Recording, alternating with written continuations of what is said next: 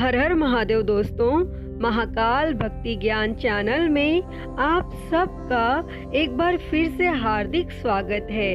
दोस्तों, आज मैं आपको सावन महीने की एक बुढ़ी अम्मा और उसकी बहू की बड़ी ही सुंदर कहानी सुनाऊंगी। तो आप सभी से विनम्र निवेदन है, इस कहानी को अंत तक जरूर सुने। एक समय की बात है, किसी गांव में एक बुढ़ी अम्मा अपने बेटे के साथ रहती थी और माँ बेटे बहुत मेहनत मजदूरी करके अपना गुजारा करते थे। और एक बार बुढ़ी अम्मा के मन में विचार आया कि अब उसका पुत्र विवाह के योग्य हो गया है, अतः उसे अपने लिए बहू ले आनी चाहिए। और फिर कुछ समय बाद बुढ़ी अम्मा ने अपने बेटे का विवाह एक सुंदर, सुशील और संस्कारी कन्या से कर दिया।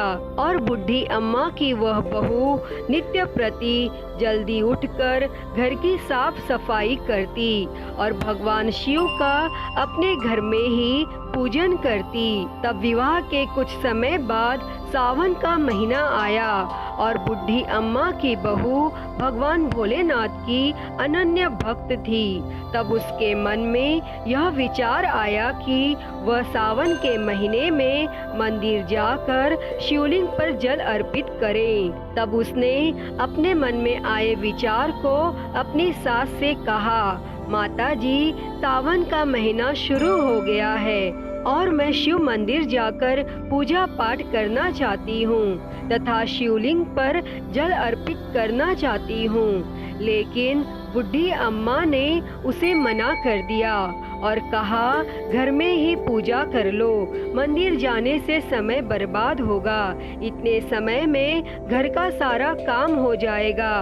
तब यह बात सुन बहू उदास हो गई, लेकिन कुछ नहीं कर सकी और उदास होकर ही कार्यों में लग गई। तब उस दिन उसने कुछ अन्न जल ग्रहण नहीं किया। फिर अगले दिन बहू कुएं से जल लेने गई।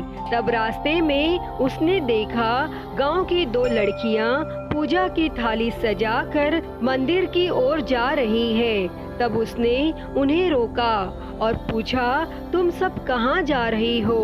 तब वे बोली, सावन का महीना शुरू हो गया है और हम सब भगवान भोलेनाथ का पूजन करने मंदिर जा रहे हैं। और यह सुन वह फिर उदास हो गई।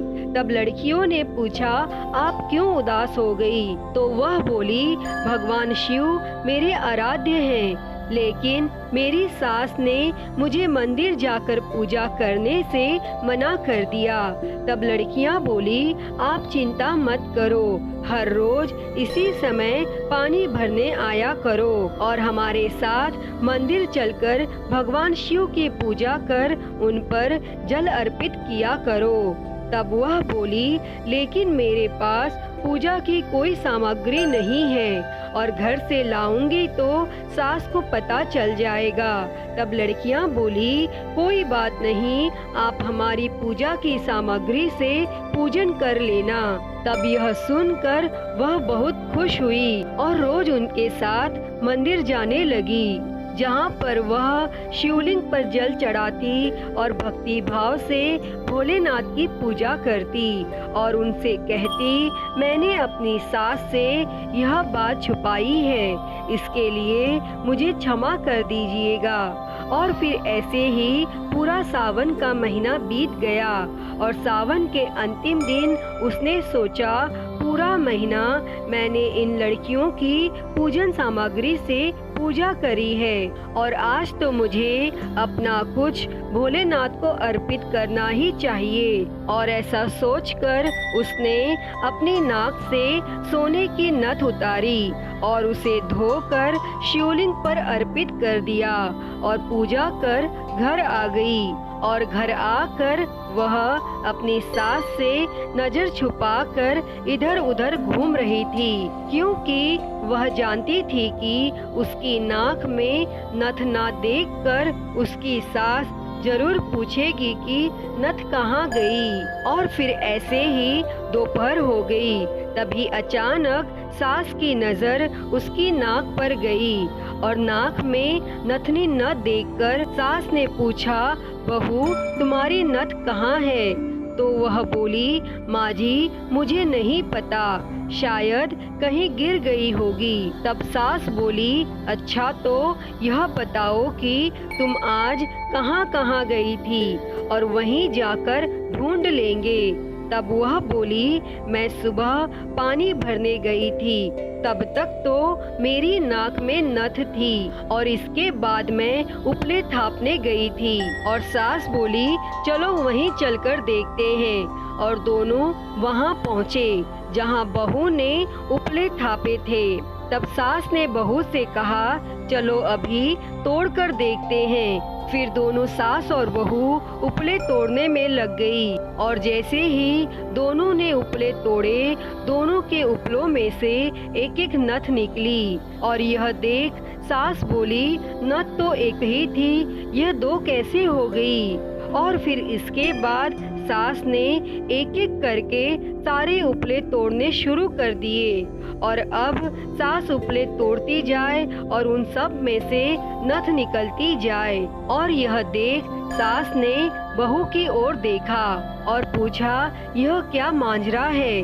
तब बहू ने सास से क्षमा मांगते हुए सारी बात बता दी और कहा, यह भगवान भोलेनाथ का आशीर्वाद है। आज मैंने सावन की समाप्ति पर उन्हें अपनी नथ अर्पित की थी और उन्होंने मुझे इतनी सारी नथ वापस कर दी। और फिर सास बहू की बात सुनकर बहुत खुश हुई और कहा, सावन माह में स्नान, जप, तप और दान का इतना महत्व है तो अगले साल हम दोनों मिलकर शिवलिंग पर जल चढ़ाएंगे और पूजा पाठ करेंगे। तब अगला सावन का माह आने पर दोनों सास बहू ने नियम से सावन का स्नान किया, पूजा पाठ और जप तप किया और भगवान भोलेनाथ की कृपा से बुढ़ी अम्मा का घर अन्न और धन के भंडार से भर गया और बहू को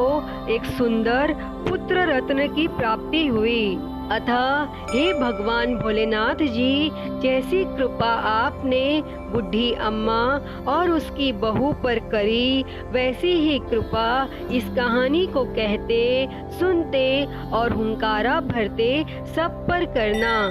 तो बोलिए भगवान भोलेनाथ की जय, शंभुनाथ की जय।